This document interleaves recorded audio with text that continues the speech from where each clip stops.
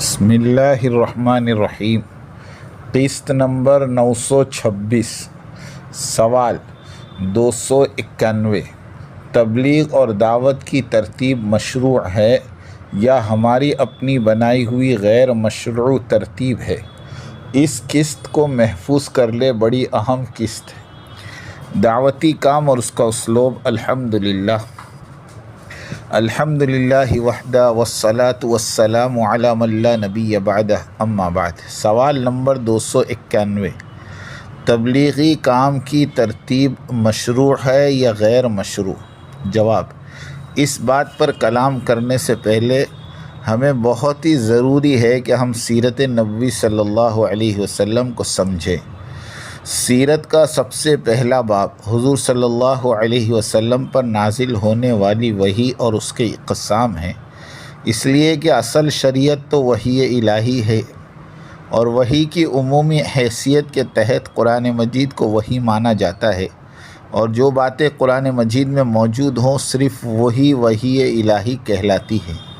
باقی وہ باتیں جو الہامی طور سے حضور پر نازل ہوں اسے وحی غیر مطلوع کہا جاتا ہے، جو عین دین و اسلام ہے۔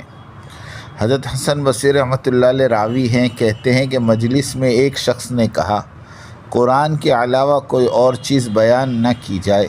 حضرت عمران بن حسین رحمۃ اللہ علیہ نے اس شخص سے فرمایا، قریب ہو جاؤ۔ وہ نزدیک ہوا۔ پھر عمران بن حسین نے فرمایا، اگر تم صرف قرآن پر ہی اٹکے رہو گے تو ظہر کی 4 رکعت، عصر کی 4 رکعت اور مغرب کی 3 رکعت، اور پہلی 2 رکعت میں سورہ فاتحہ کے بعد دوسری صورتوں کی تلاوت کرنا کہاں پاؤ گے؟ اسی طرح تم اور تمہارے دوست و احباب طواف کے 7 چکر، صفا مروہ کے 7 چکر، یہ سب کہاں لکھا ہوا ہے؟ قرآن مجید میں۔ یعنی سنت رسول کو چھوڑ کر تم دین پر عمل کر ہی نہیں سکتے۔ فَإِنَّكُمْ وَاللَّهِ اللہ تفعلوا لتضلن، اللہ کی قسم اگر تم سنت رسول سے منہ موڑ لوگے تو تم یقیناً گمراہ ہو جاؤ گے۔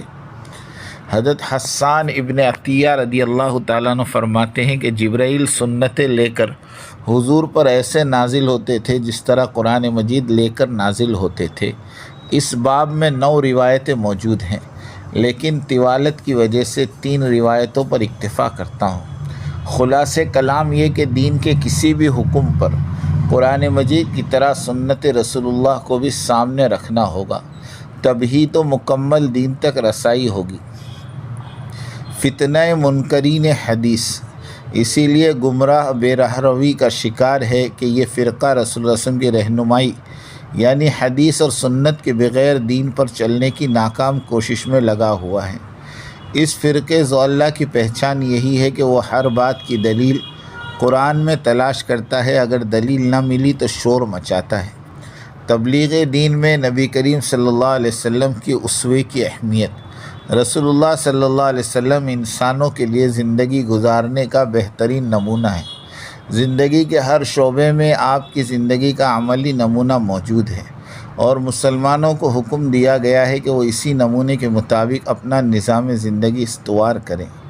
اس بات کو قرآن مجید میں ان الفاظ کے ساتھ بیان کیا، لَقَدْ كَانَ لَكُمْ فِي رَسُولِ اللَّهِ أُسْوَةٌ حَسَنَةٌ لِمَنْ كَانَ يَرْجُو اللَّهَ وَالْيَوْمَ الْآخِرَ وَذَكَرَ اللَّهَ كَثِيرًا۔ بے شک تمہارے لیے رسول اللہ صلی اللہ علیہ وسلم کی زندگی بہترین نمونہ ہے، جو اللہ سے ملنے اور قیامت کے آنے کی امید کرتا ہو اور اللہ کا ذکر کثرت سے کرتا ہو۔ فائدہ: جس طرح دینی عبادات اور معاملات کے لیے حضور صلی اللہ علیہ وسلم کو قرآن مجید میں حکم دیا گیا، بالکل اسی طرح دین کی نشر و اشاعت اور دعوت دین کے فروغ کے حوالے سے حضور اکرم صلی اللہ علیہ وسلم کو قرآن مجید میں حکم دیا گیا، یا ایھا الرسول بلغ ما انزل الیک من ربک، اے رسول صلی اللہ علیہ وسلم، جو چیز آپ کے رب کی طرف سے آپ پر نازل کی گئی ہے اسے دوسروں تک پہنچائے۔ اگر آپ نے ایسا نہیں کیا تو آپ نے فریضہ رسالت ادا نہیں کیا۔ چنانچہ اس فریضے کی ادائیگی کے سلسلے میں آپ نے ایک بہترین نمونہ اور طریقہ کار پیش فرمایا۔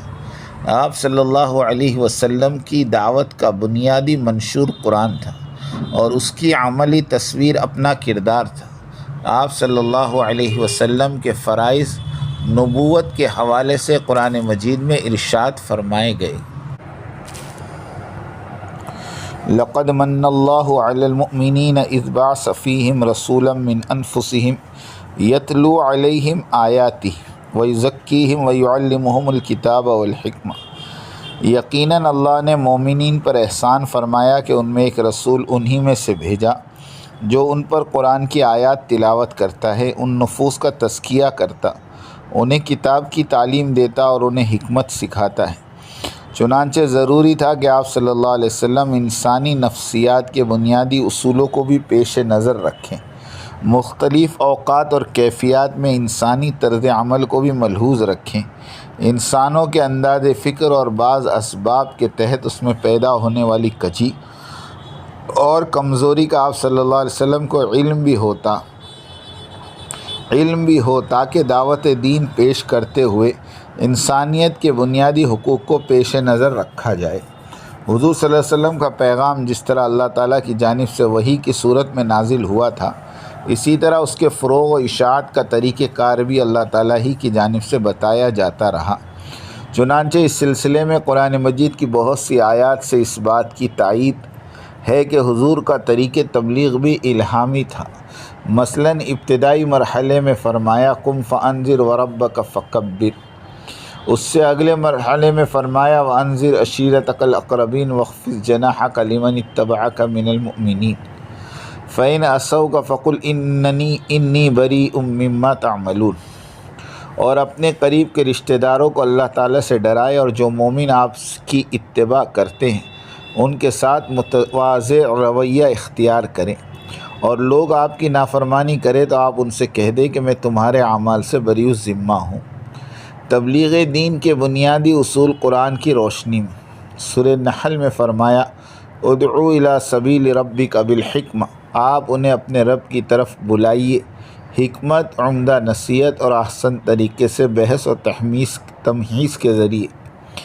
اس آیت مبارکہ میں تبلیغ دین کے 3 اصولوں کا تذکرہ، ایک حکمت، دوسرے موعظۃ الحسنہ اور تیسرے احسن طریق سے بحث۔ مولانا شبیر احمد عثمانی رحمۃ اللہ علیہ حکمت کی تشریح کرتے ہوئے لکھتے ہیں کہ نہایت پختہ اور اٹل مضامین مضبوط دلائل و براہین کی روشنی میں حکیمانہ انداز سے پیش کیے جائیں، جنہیں سن کر فہم اور ادراک اور علمی ذوق رکھنے والا طبقہ گردن جھکا دے، اس استدلال کے سامنے دنیا کے فلسفے ماند پڑ جائیں اور کسی قسم کی عملی اور دماغی ترقیاتی اسکیمیں وحی الہی کے بیان کردہ حقائق کا ایک شوشہ بھی تبدیل نہ کر سکے۔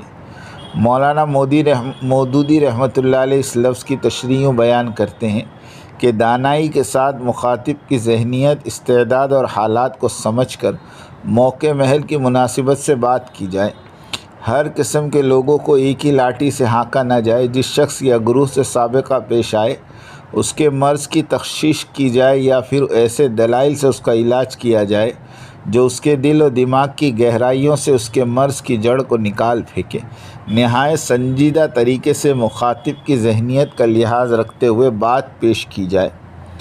والموعظۃ الحسنہ یعنی عمدہ نصیحت کا مطلب ہے نہایت مؤثر اور رقت آمیز نصیحت سے نرم خوئی اور دل سوزی کے ساتھ بات پیش کی جائے، اخلاص، ہمدردی، شفقت اور حسن اخلاق کے ساتھ خوبصورت اور معتدل انداز سے نصیحت ان لوگوں کے لیے زیادہ مؤثر ہوتی ہے جو زیادہ عالی دماغ اور ذکی اور فہیم تو نہیں ہوتے مگر ان کے دل میں طلب حق کی چنگاری موجود ہوتی ہے۔ والموعظۃ الحسنہ کا ایک مفہوم یہ بھی ہے کہ مخاطب کو صرف دلائل سے ہی مطمئن نہ کیا جائے بلکہ اس کے جذبات کو بھی اپیل کیا جائے، برائیوں اور گمراہیوں کا ابطال محض عقلی انداز سے ہی نہ کیا جائے بلکہ اس کے اندر اللہ نے برائی کے لیے جو فطری نفرت رکھی ہے اسے بھی ابھارا جائے اور اس کے برے نتائج کا خوف دلایا جائے۔ ہدایت اور اعمال صالحہ کی محض تلقین ہی نہ کی جائے بلکہ ان کی حقانیت عقلاً بھی ثابت کی جائے اور ان کی رغبت اور شوق اس کے اندر پیدا کی جائے، نصیحت درسوزی کے ساتھ پیش کی جائے، اپنی علمی بالادستی اور دوسروں کی کم علمی کو نہ اچھالا جائے بلکہ خیر خانہ انداز سے بات کی جائے، وجادلہم باللتی ہی احسن کا معنی یہ ہے کہ اول تو بحث اور تمحیص سے گریز کیا جائے، لیکن اس کی نوبت آ ہی جائے تو پھر نہایت احسن اور موزوں انداز اپنایا جائے۔ یہ بات ذہن میں رکھی جائے کہ باطل ہمیں ادھر ادھر کی بحثوں میں الجھا کر ہمیں ہمارے نصب العین سے ہٹانا اور الجھانا چاہے تاکہ ہماری صلاحیتیں اور اوقات اسی طرف صرف ہوں۔ مزید یہ کہ ایسے کچاؤ کی فضا بن جائے کہ حق بات قبول کرنے کے جذبات ماند پڑ جائیں۔ لہٰذا اگر بحث کرنی ہی پڑے تو شائستگی کے ساتھ کہ فضا مقدر نہ ہونے پائے، بحث برائے بحث نہ ہو، ہٹ دھرمی کا مظاہرہ نہ ہو، حق شناسی اور انصاف کا دامن نہ چھوٹے۔ حضور صلی اللہ علیہ وسلم کا طریق دعوت ان اصولوں کی عملی شکل تھا۔ آپ نے مسلمانوں کے قلوب اور انداز فکر کو بدل ڈالا، قوموں کے اقدار بدل گئے، قلوب کی کایا پلٹ جانے سے برائی سے نفرت اور نیکی سے محبت پیدا ہو گئی۔ حضور صلی اللہ علیہ وسلم نے اپنے 23 سالہ دور دعوت اور رسالت میں صرف ایک بار مباہلہ فرمایا، جس کا ذکر سورہ آل عمران آیت نمبر 64 میں مذکور ہے۔ باقی پوری زندگی عمومی دعوت و تبلیغ میں گزاری۔ مناظرے کے اصول اور آداب کے بارے میں امام حنیفہ رحمۃ اللہ علیہ فرماتے ہیں کہ مناظرے کی 3 بنیادی شرطیں ہیں۔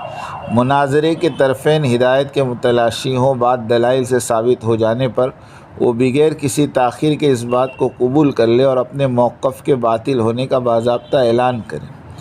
دوسرے دوران مناظرہ سامنے والے کی عزت نفس کا احترام ملحوظ رکھیں، ذلت آمیز القاب اور الفاظ کے استعمال سے احتراز کرے، استہزاء سے بچیں۔ نمبر 3، ساری تگ و دو اللہ کی رضا اور حفاظت دین کے خاطر ہو، ہار جیت اور ناموری اور شہرت کے لیے نہ ہو۔ لطیفہ: اگر ان شرائط پر پابندی کرنے کا ارادہ نہ ہو تو ایسے مناظروں سے دین کا کوئی فائدہ نہیں، اس میں شرکت اور تعاون سب بیکار اور لغو ہے۔ اللہ تعالیٰ امت مسلمہ کو دعوت و تبلیغ کی محنت میں لگنے کی توفیق عطا فرمائے اور انسانیت کی عمومی ہدایت کے فیصلے فرمائے۔ آمین۔ وآخر دعوانا ان الحمد للہ رب العالمین۔